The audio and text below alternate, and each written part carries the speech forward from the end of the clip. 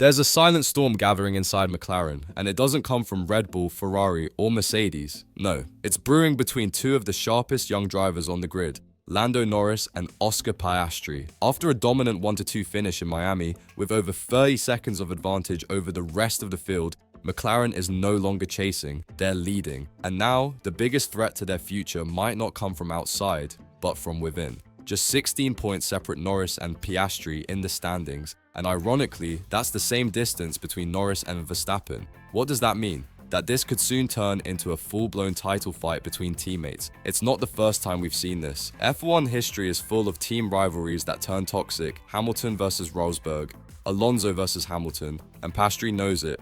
When asked if McLaren could face something similar, he replied with a smirk. "We said we'd try to repeat 2007. Is that just dry Aussie humor or a subtle warning? Because when teammates become title contenders, someone always cracks first."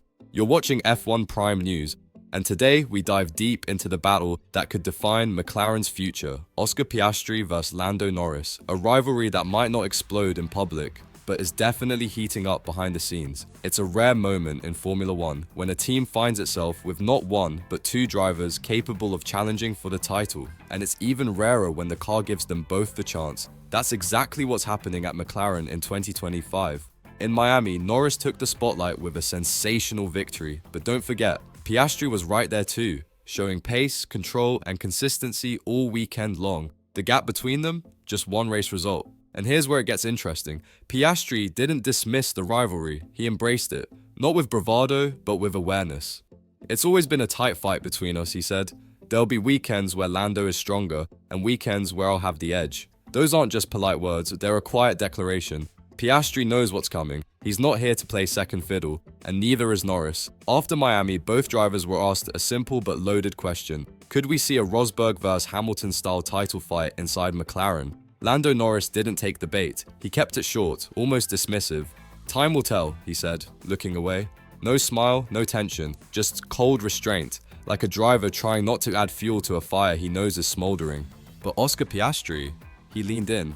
Not aggressively, but with a dry smirk that said more than words ever could. "Yeah, we said we'd try to repeat 2007. That reference wasn't accidental. Every F1 fan knows what 2007 means. It was chaos.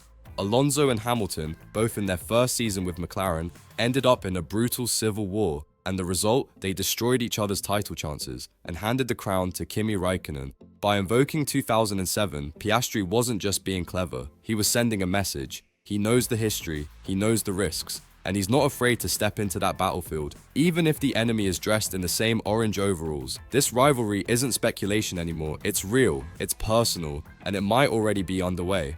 Let's talk performance, because when you dig into the numbers, the Piastri versus Norris battle gets even more intriguing. They're not just close in points, they're almost identical on track.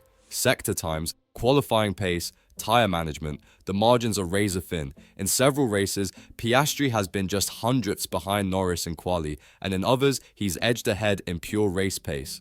According to Piastri, both drivers share very similar strengths and weaknesses. That's not a brag, that's a warning.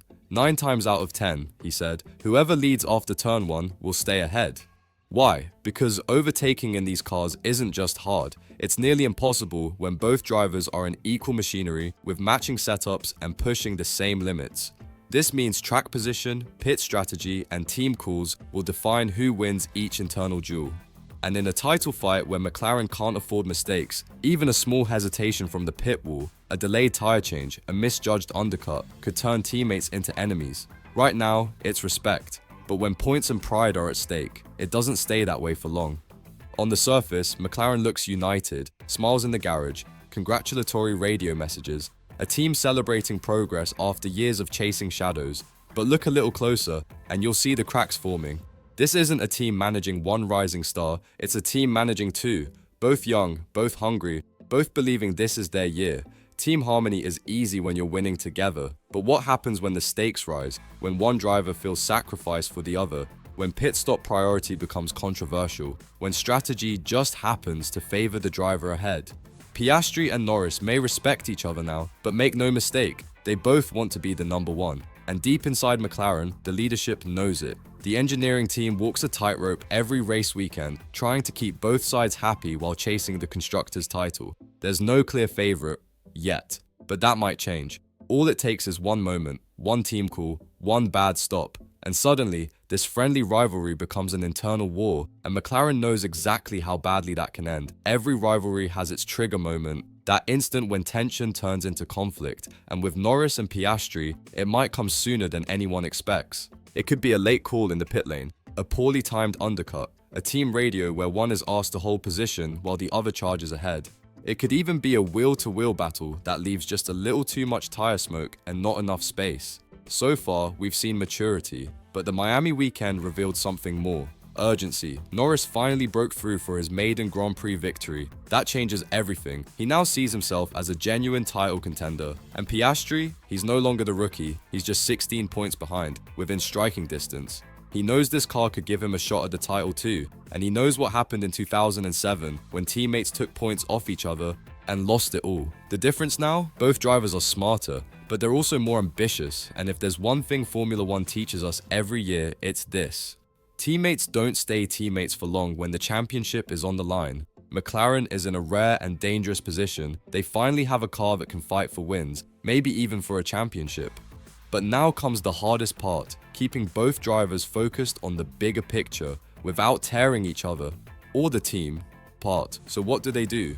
Do they let Norris and Piastri race freely, knowing full well it could lead to fireworks later in the season? Or do they step in early, choose a number one, and risk destroying the chemistry that brought them this far? There's no easy answer, and history hasn't been kind to teams that get it wrong. Mercedes nearly imploded with Hamilton and Rosberg.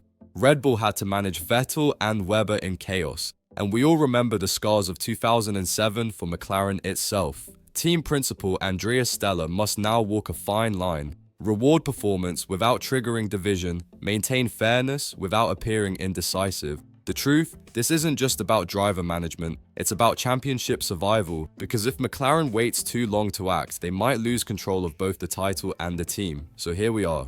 2 drivers, 1 car, a team at the top, and a storm on the horizon. Oscar Piastri and Lando Norris aren't just the future of McLaren, they're shaping the present of Formula One. Their battle is quiet for now, but it's full of pressure, full of pride, full of purpose. And as this season pushes forward, there's one thing you can count on. The tension will rise, the gap will shrink, and eventually the masks will come off. The question isn't if McLaren will have to choose sides, it's when. And when that moment comes, will they make the right call? Now we want to hear from you. Who do you think is better equipped to lead McLaren to a title? Norris or Piastri? Will this rivalry stay respectful or explode like so many before? Drop your thoughts in the comments, join the conversation, and don't forget to subscribe to F1 Prime News for more stories that go beyond the paddock, because the real fight is just getting started, and we'll be here for every lap.